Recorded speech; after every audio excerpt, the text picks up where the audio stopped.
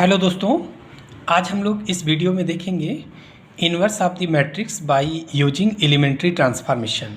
देखिए इन्वर्स कितने तरीके से निकाल सकते हैं। एक तो ये एलिमेंट्री ट्रांसफॉर्मेशन, दूसरा आपने एडजॉइंट से देखा था, है ना, A inverse equal to adjoint A upon mod of A. तीसरा कैले-मिल्टन थ्योरम आगे है, उससे भी निकाल सकते हैं हम लोग। ठीक है, तो यहाँ पर देखेंगे इन्वर्स बाय एलिमेंट्री ट्रांसफॉर्मेशन, है ना। इन्वर्स चूँकि यूनिक होता है तो चाहे जिस मेथड से निकालोगे इन्वर्स जो है वो एक ही आएगा। ठीक है, तो चलिए देखिए question, find the inverse of the following matrix. Matrix ये दे रखा है, ये एक ट्यूब में पेपर कोड KAS 103T 2020 में ये क्वेश्चन पूछा गया है। ठीक है, तो देखिए तरीका क्या है, कैसे हम लोग निकालेंगे। और सबसे पहले ये देखें कि एलिमेंट्री ट्रांसफॉर्मेशन क्या होता है, जिसके बारे में यहाँ चर्चा किया गया है। तो देखिए एलिमेंट्री ट्रांसफॉर्मेशन क्या है कि किसी भी मैट्रिक्स की कोई भी दो रो आपस में इंटरचेंज कर सकते हैं। जैसे ये दो रो हैं, ये R1 और R3, इन दोनों को आपस में इंटरचेंज कर सकते हैं। कोई भी दो रो है ना, R2 R3, कोई भी दो रो इंटरचेंज कर सकते हैं। दूसरा Ri is equal to K into Ri, किसी भी रो में एक नॉन जीरो नंबर K से मल्टीप्लाई कर सकते हैं, किसी भी रो में। ठीक है, नॉन जीरो नंबर K से मल्टीप्लाई कर सकते हैं। तीसरा Ri is equal to Ri plus K into Rj। ठीक है, इसमें मान लीजिए K से मल्टीप्लाई करके किसी भी रो में ऐड कर सकते हैं। ठीक है, तो ये तीन प्रॉपर्टी हैं, इसको बोलते हैं एलिमेंट्री ट्रांसफॉर्मेशन। ठीक है, इसी तरीके कॉलम के लिए ये Ci interchange by Cj, Ci is replaced by K into Ci, है ना, Ci is replaced by Ci plus K into Cj, है ना। कॉलम एलिमेंट्री ट्रांसफॉर्मेशन के लिए C हो जाएगा, कॉलम हो जाएगा। लेकिन हम लोग एक मेथड सीखेंगे केवल कि inverse by using elementary row transformation, है ना।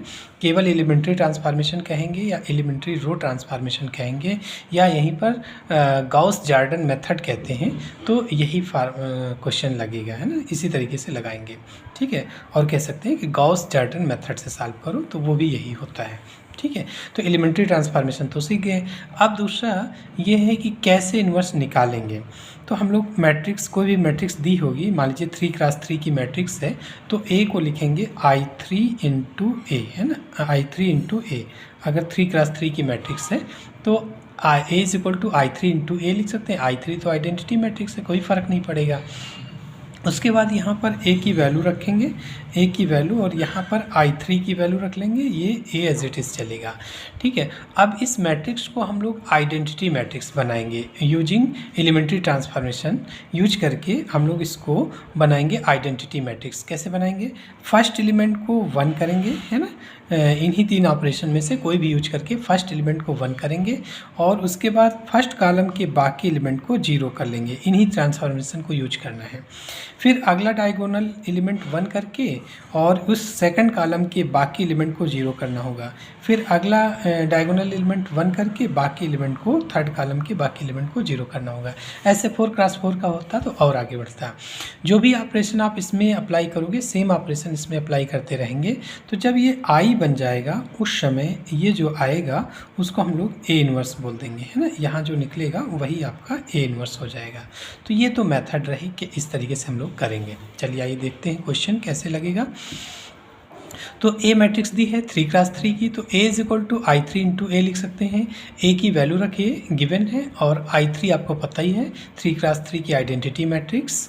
ठीक है, उसके बाद क्या करना है, देखिए आपको पता है कि फर्स्ट एलिमेंट को 1 करेंगे, इसको 1 करेंगे, तो कोई भी रो इंटरचेंज कर सकते हैं। यहाँ पर देखिए 1 करने के लिए कई तरीके हो सकते हैं। एक तो हम R1 को 2 से डिवाइड कर देंगे तो यहाँ 1 हो जाएगा, या यहाँ देखिए 1 है, ये R2 है और ये R1, इन दोनों को इंटरचेंज करने तो ये वाली रो यहाँ पर आ जाएगी, तो यहाँ पे 1 आ जाएगा।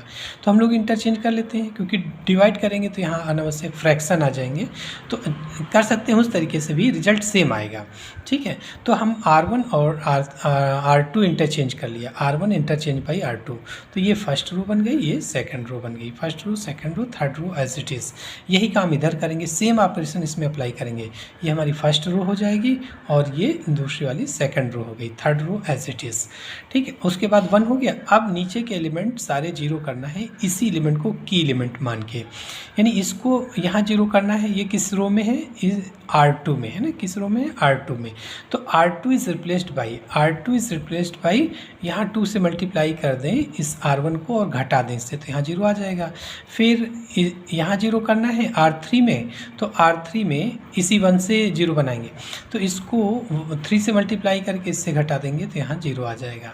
ठीक है, तो R2, ये है R2 is replaced by R2 minus 2R1, 2 है तो 2 से इसको 2 से मल्टीप्लाई करके घटा देंगे तो यहाँ 0 आ जाएगा। फिर यहाँ 0 करना है तो इसको 3 से मल्टीप्लाई करके घटा देंगे तो 0 आ जाएगा। सो ये है आपका R3। कौन कौन सा चेंज कर रहे हैं, R2, ये R2 और ये R3।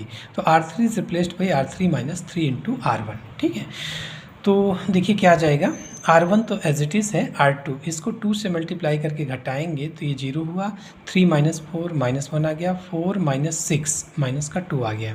फिर 3 से मल्टीप्लाई करके घटाएंगे तो 3 माइनस 3 0 आ गया, 1 माइनस 6 माइनस का 5 आ जाएगा, 1 माइनस 9 माइनस का 8 आ जाएगा।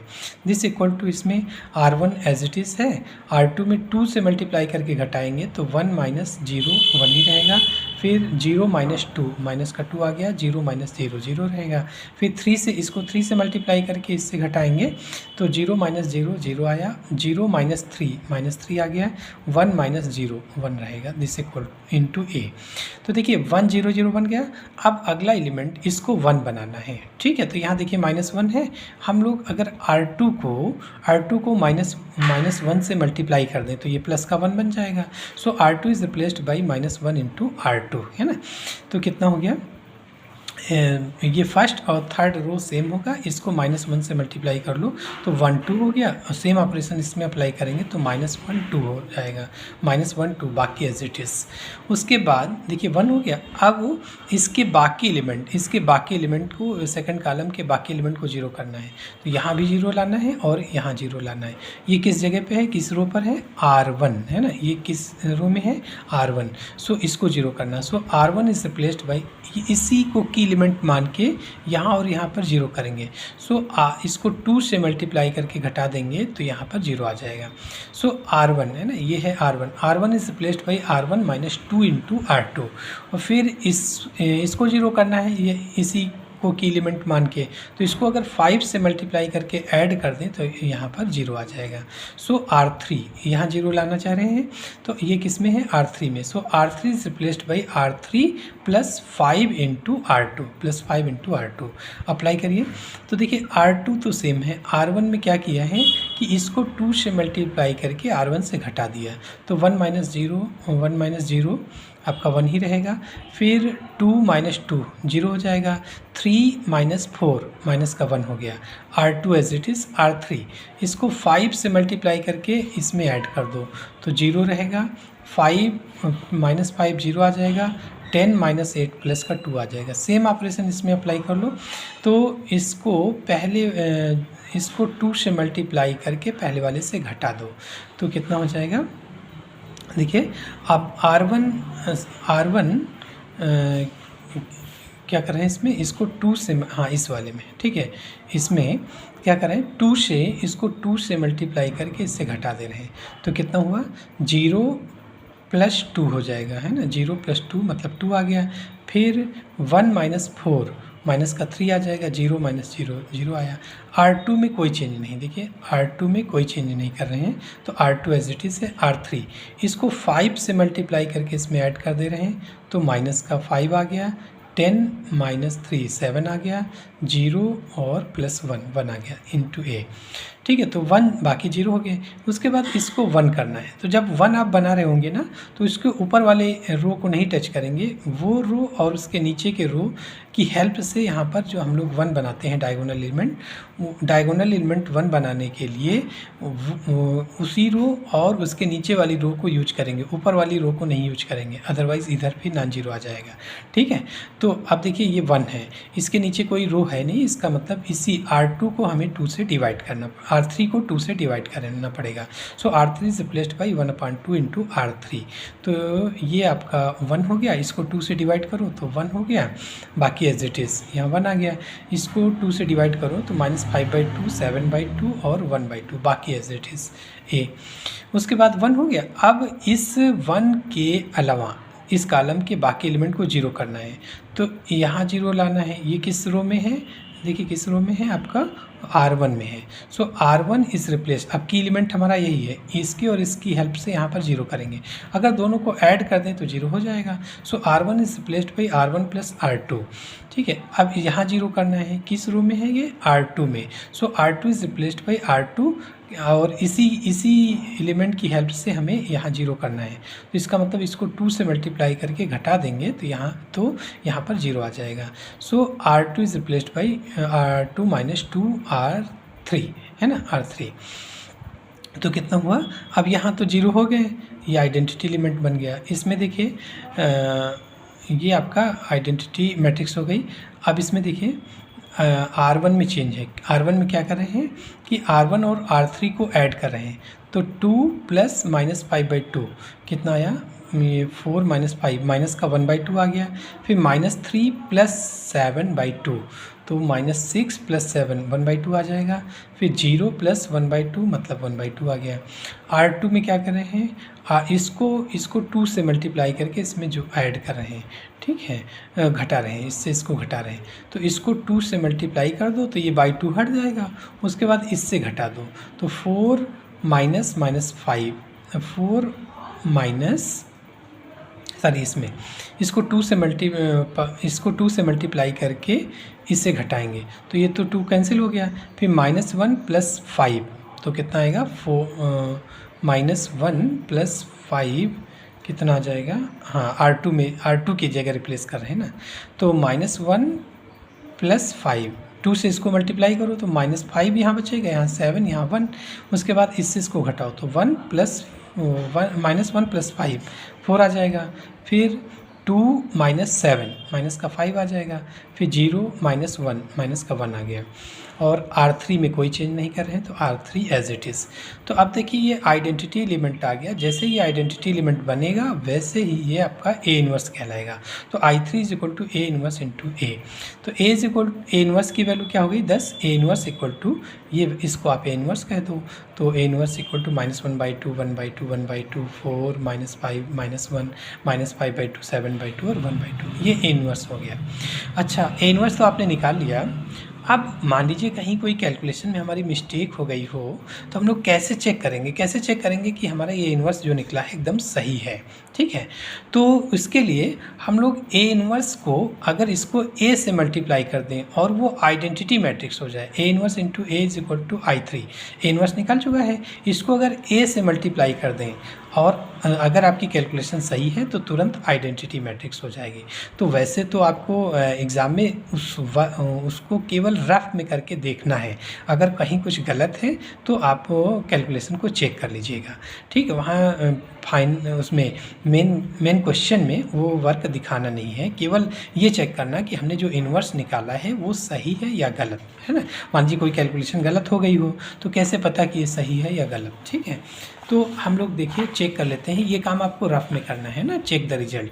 तो क्या हुआ, A inverse into A inverse की वैल्यू देखिए 1/2 कॉमन ले लो A इन्वर्स वाले में तो कितना आ जाएगा, ये आपका -1/2 था तो ये आ गया -1, ये 1/2 था तो 1 हो जाएगा, ये 1, ये कितना था 4 था तो 8 हो जाएगा, -5 था तो -10 हो जाएगा, -1 था तो -2, फिर -5 -7 और 1, -5 7 और 1 और A की वैल्यू ये है। अब ज़रा दोनों को मल्टीप्लाई कर लो 1/2। मैट्रिक्स का मल्टीप्लिकेशन पता ही है, रो बाई कॉलम होता है। तो first row first column multiply करो। सो -2 + 1 + 3 तो 4 - 2 2 आ जाएगा, 4 - 2 2 आ गया। फिर फर्स्ट रो सेकंड कॉलम -3 + 3 -3 + 2 + 1 तो 3 - 3 0 आ जाएगा। फिर फर्स्ट रो थर्ड कॉलम -4 है ना, इसको मल्टीप्लाई करोगे -4 प्लस इसको मल्टीप्लाई कर लोगे तो +3, इसको मल्टीप्लाई करोगे तो +1। सो -4 + 3 + 1 तो 4 - 4 0 आ जाएगा। फिर सेकंड रो फर्स्ट कॉलम 16 - 10 नहीं हाँ 16 सेकंड रो और फर्स्ट कॉलम 16 - 10 -6 तो +16 - 16 0 हो गया। फिर सेकंड रो सेकंड कॉलम 24 - 20 - 2 तो प्लस का 2 बचेगा। फिर सेकंड रो थर्ड कॉलम 8 चौके 32, 32 माइनस 30 है ना, इसको करोगे तो minus 30 minus 2, so plus 32 minus 32 zero आ गया। फिर इसको और इसको मल्टीप्लाई कर लो तो माइनस 10 और प्लस 7 और प्लस 3, 10 माइनस 10 जीरो आ गया।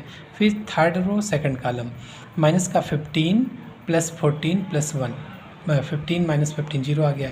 फिर third row third column minus का 20 प्लस का 21 प्लस 1, ठीक है, तो 22 माइनस 20 मतलब 2 आ गया। ठीक है, तो अब 1/2 है, 1/2 से अंदर मल्टीप्लाई कर लो तो 1 0 0 0 1 0 0 0 1 जो कि आइडेंटिटी मैट्रिक्स है। तो ए इनवर्स इंटू ए की वैल्यू आई आ गया, दस ए इनवर्स इज करेक्ट। जो हमने ए इनवर्स निकाला है वो करेक्ट है। ठीक है, मान लीजिए यहाँ पर 4 आ जाता तो इसका मतलब अब हमारी कैलकुलेशन जो इनवर्स निकाले थे वो कहीं ना कहीं कोई कैलकुलेशन गलत है। ठीक है, तो फिर हम अपनी कैलकुलेशन को चेक कर सकते हैं। ठीक है, ये काम देखिए ये ज़्यादा से ज़्यादा 1 मिनट लगेगा आपको, है ना, लेकिन इससे ये पता चल जाएगा कि हमने जो इन्वर्स निकाला है वो सही है या गलत। अगर गलत है तो कैलकुलेशन हम लोग अपनी चेक कर लेंगे। ठीक है, इस तरीके से क्वेश्चन कंप्लीट हुआ। अब ऐसे ही क्वेश्चन देखने के लिए आप डिस्क्रिप्शन बॉक्स में जाइए, है ना, वहाँ पर inverse of the matrix by using elementary transformation या गाउस जॉर्डन मेथड पर लिंक दी हुई है और क्वेश्चंस की। ठीक है, तो बाकी क्वेश्चन आप वहाँ से देख सकते हैं। ठीक है, थैंक यू।